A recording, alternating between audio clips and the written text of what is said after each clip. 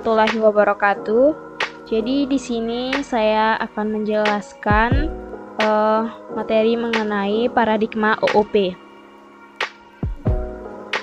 Jadi yang pertama saya jelaskan adalah pembuatan kelas.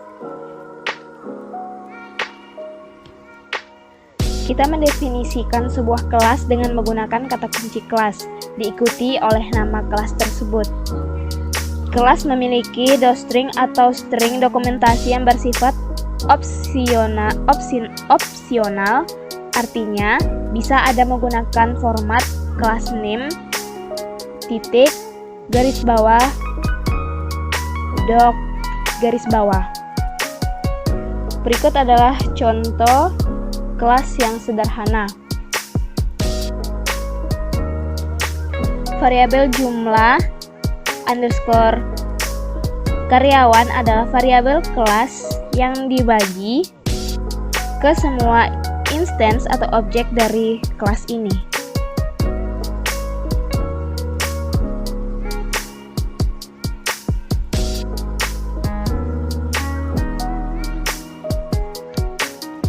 Variabel ini bisa diakses dari dalam atau luar kelas dengan menggunakan notasi titik, seperti karyawan, titik, jumlah, garis bawah, karyawan. Selanjutnya adalah mengubah atribut objek. Dan ini adalah contoh dari mengubah atribut objek. Selanjutnya yaitu penghancuran objek atau pengumpulan sampah atau garbage collection. Python menghapus objek yang sudah tidak terpakai secara otomatis untuk menghemat memori. Proses ini disebut dengan pengumpulan sampah.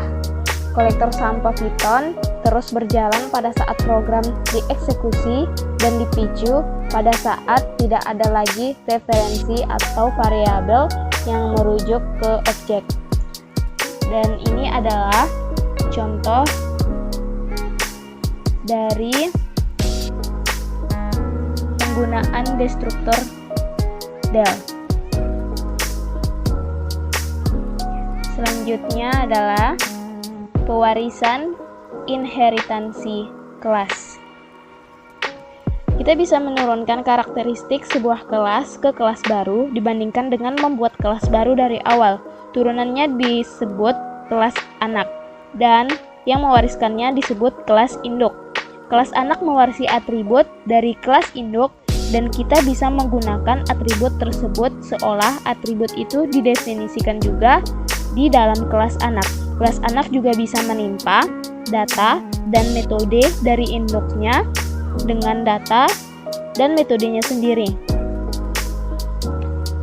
Satu kelas anak bisa mewarisi karakteristik dari satu atau beberapa kelas induk. Dan berikut adalah contoh dari sintaksnya.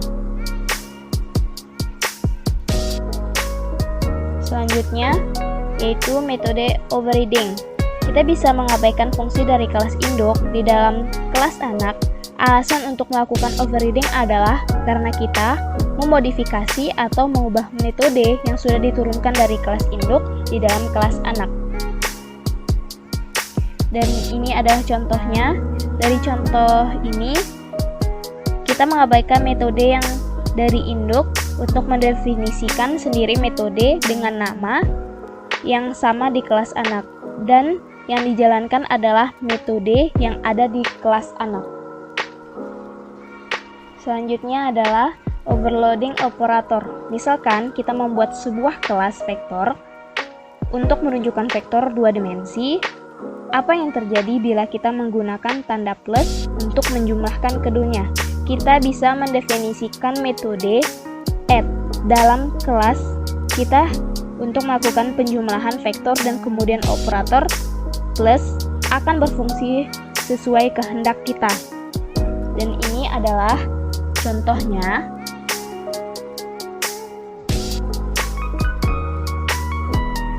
Dan selanjutnya, menyembunyikan data atau data hiding. Sebuah atribut objek bisa dibuat terlihat ataupun tersembunyi dari luar kelas. Caranya di Python adalah dengan memberi nama atribut dengan diawali tanda underscore 2 kali. Dengan begitu, atribut tersebut tidak akan dapat tampak di luar kelas. Ini adalah contohnya.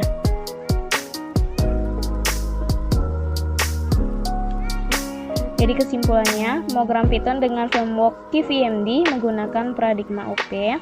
Line 3 merupakan pendefinisian kelas di mana nama kelasnya yaitu struktur dasar app.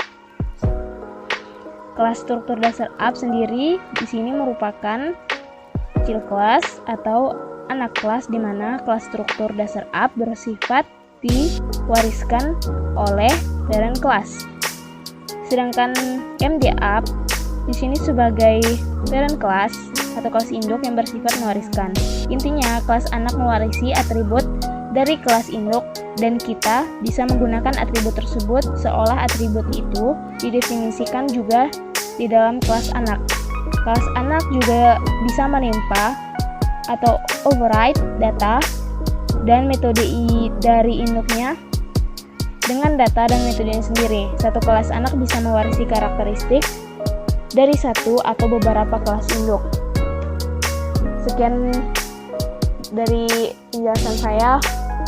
Kurang lebihnya mohon maaf. Wabillahi taufiq wal hidayah. Wassalamualaikum warahmatullahi wabarakatuh.